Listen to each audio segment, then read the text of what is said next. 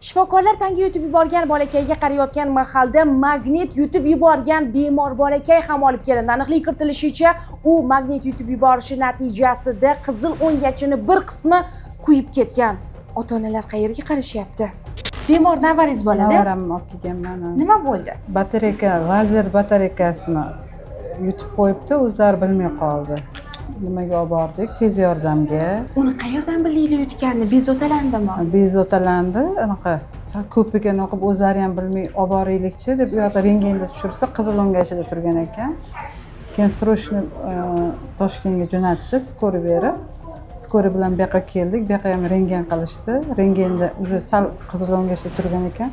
Batareyka yutdi deganimizda endi qanaqa yengimi, eskimi bular bilishmaydi. Rosa shoshilib tez harakat qilishdi, bolani tezroq yordam beraylik deb.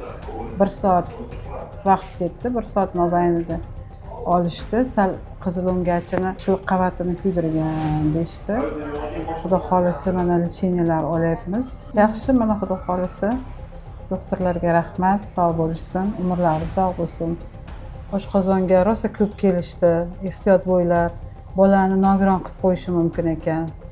O'z qo'limiz bilan bolamizni nogiron qilmaylik.